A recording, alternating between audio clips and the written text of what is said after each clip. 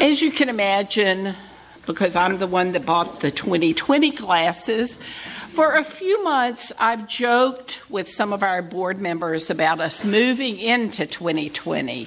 It really is a great metaphor. For those of us with physical sight, 2020 vision is something to be cherished. Glasses and perhaps surgery offer many of us clearer vision. In our personal and community lives, clear vision to see what's best for us and those we care about is often not so easy. Sometimes we might think we are quite literally somewhere over the rainbow. Yet despite what happens around us, we continue to move into the future with hope. We chart a course, we take a job, we move to the perfect location, we pick the best schools for our kids. Yet when we've done all of that, we might come to realize we then need to adapt to what is, to reality, and once again take a new look at our future. As with our personal lives, congregations and ministers have a life together. We're drawn together by mutual interests and commitments, the potential for learning and growth, as well as deep appreciation and respect for one another. For many of us, a faith community provides an oasis, a place to ground ourselves. How long we stay and whether we find a deep wellspring that continues to nourish us depends on our needs. And there comes a time when congregation and minister need to say farewell so that they can journey forward on their own unique journeys. We are, as Dave read in our opening words, a people of holding on when we find faith and wisdom and health, and then we need to let go when life pulls us in a new direction. In the last months, I've come to realize that I'm being pulled in a new direction and have decided that my ministry with you will end the end of June 2020. I'll turn 70 in March. How did I get that old? And find myself ready for a new adventure. In some respect, this has been a really challenging decision to make because I do have great respect and affection for the members and friends of UUFC. Leaving will mean I don't get to see the children of UUFC grow up, except maybe in Facebook posts. Yet, I'm happy I will leave the Clemson Area Pledge to End Racism in good hands, though I will miss participating in the leadership of that group. I will miss so many dear friends who are important to me. At the same time, I look forward to new experiences, meeting new people, and being with a new community. I know this is a surprise for many of you. As I've said, this has not been an easy decision, but in my time of discernment, I've come to believe that this is an appropriate time for UUFC to develop a new 2020 vision with a new minister. Soon, I will enter the ministerial search for an interim ministry. I have no idea where it will be, other than I can guarantee you it will be someplace warm. As I'm searching for a congregation, UUFC will search for an interim minister. I've made the decision to be an interim because I need to separate myself from the UUFC community for 2 years after I leave as your minister. This is too small a town for me to not run into folks I would love to visit with, people I care about, and can't visit. So being away from the Clemson area seems sensible. The UUA has clear guidelines for ministers and congregations as they part ways. It may seem harsh to some people, but there's great wisdom in this guideline. For the congregation, having the previous minister around during a transition time might hamper the ability of members to bond with a new minister if the former pastor is still connected to the congregation, and might unintentionally undermine the work that the interim minister needs to do to accomplish the health of the congregation. I had a colleague a few years ago who had a real struggle with the previous minister of her congregation. That minister still lived in the small town, and it was also a university community, but not in the state. And this former minister would advise a couple of board members on decisions that needed to be made by the board. This had a negative impact on the ministry of my colleague and ultimately the health of the congregation. There are reasons for rules. For the departing minister, the guideline enforces a break and respite prior to the minister connecting with another congregation or retirement. Following my 2 years away, I'll return to my little house in Pendleton to settle back in. At that point, I will be part of this congregation as a member. In this capacity, I will have a covenant with your new minister, between your new minister and myself, that will address how I will be in relationship with the congregation. As with our congregational covenant, ministers are in covenant with one another to outline the boundaries of their ministerial relationship. This isn't a new practice. Dillman, who is a retired UU minister, and I have maintained a covenant since I arrived at UUFC. I had a covenant with Ralph Stutzman when he was part of the congregation.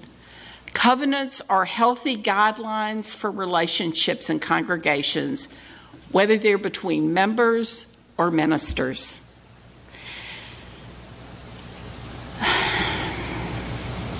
There aren't enough words for me to express my gratitude for the many ways over the last 7.5 years, it'll be 8 by the time I leave, that you have shared with me your hearts and minds, your generous spirits and creative ideas, sometimes wacky ideas, but mostly creative ideas. I've shared my own wacky ideas, your raw edges and your grieving souls. Together, we've nurtured this fellowship and stood by this faith. My life has been and is deeply enriched by my time here. But this is a good time for me to leave. We have a strong board and leadership. UUFC has always had strong leadership. This is a great board. UUFC is key to the success of an important community-wide anti-racism commitment. There's a solid endowment, thank you, Bing and others, and many improvements to the building that have been made in the last few years, including Marty, did you put down, what's the door thing in the bathroom? Threshold. It's been broken for years. We have a new one today. Make sure you visit the women's bathroom. Our staff is amazing. I don't think I've ever worked with such a solid and committed staff. Each one of them is an amazing person. 2020 is an appropriate time for UUFC to explore its future, adapting or even creating a new vision in 2020. So I know you're probably wondering what's going to happen now. The Unitarian Universalist Association has a clear process for ministerial transition. So I'd like to invite Dave Sanders forward to share the process that will unfold in the coming months during the ministerial transition. Thank you, Terry. Just a couple of other points. You know, transitions are a normal, natural part of our regular life. You know, this is something that Terry will have been here for 8 years as our minister and has served us well through trials and triumphs during that time. A fun fact, as I've been connecting with our UUA representative, the average for UU ministers in the U.S. is 5 years. So we can say in many respects that Terry's above average. I'm so glad to know in one way I'm above average. You know, personally, I've made similar job transitions within my 27-year career.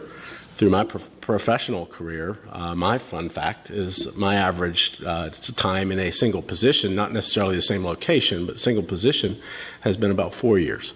So it's normal, natural, and part of life that we make these transitions. And I've been in touch, as I mentioned, with our UUA representative. And that was part of the intention and the choice of the opening words about holding on and releasing when it's time. So there, as Terry mentioned, there is a clearly defined process for ministerial search as well as for ministers in transition. So the bottom line is the UUA will be supporting us all the way through, and both Terry and UUFC will be fine. We're going to be okay. So we're going to work through this, and it will be a good new 2020 vision for us as we work through. Do you want the glasses? Sure. Okay. I was hoping you would wear those all the way through the service. Okay. You know, I was looking forward to that. So some of our key next steps, thank you, Terry. I'm really glad to see that. Some of our key next steps are to have our new board members, as well as our existing board members that are continuing, to have a retreat. You want me to put these on? Okay. Totally. Cool. It's all your right. game now. There we go. Oh, I can see so much better now. This is awesome. I don't know why I didn't do this earlier. So we'll have a board retreat at the end of January on the 25th, the same day as our preparatory for the bake sale. We will be meeting with the board members, and it'll be a longer session than our usual board meetings to help onboard some of our new board members, but also to help us begin the process for our search for an interim minister, which will be our next step. We hope to have identified an interim minister in the April-May timeframe, at least have somebody that we know who it'll be, such that our goal is for them to begin the interim ministerial process in August of this year. So we'll have the month of July, maybe a 4 to 6 week period where we will be without a person standing at the podium that we would call minister of our church. But that we will work through. We've worked through times when Terry's been on leave, so that won't be a big issue for us. So one of the key things that we need to do as our board that we'll be working on during the month of January and into February is really building our job posting, if you will, for lack of a better term, for our interim minister. So we'll basically be advertising what we do here. And one of the key things that we expect will be a cornerstone of that job posting will be the work that we have started in our social justice around the Clemson area pledge to end racism. That'll be one thing that I think will help, identify the right interim ministerial candidate for UUFC. But that's really the nutshell version of the process that we're about to embark upon, and I invite any questions that you might have at this time, now that I can see each of you very clearly. Yes, Paula. What will be the process for our giving input as to what we would seat in the interim minister? That's a good question. I meet with our UUA representative later this week to get more insight on that, but I'm sure we will have input from everyone on that. But I don't know the exact answer on that right now. Yes? Are we appointing an interim minister, or do we choose one? We will be choosing an interim minister. That much I do know.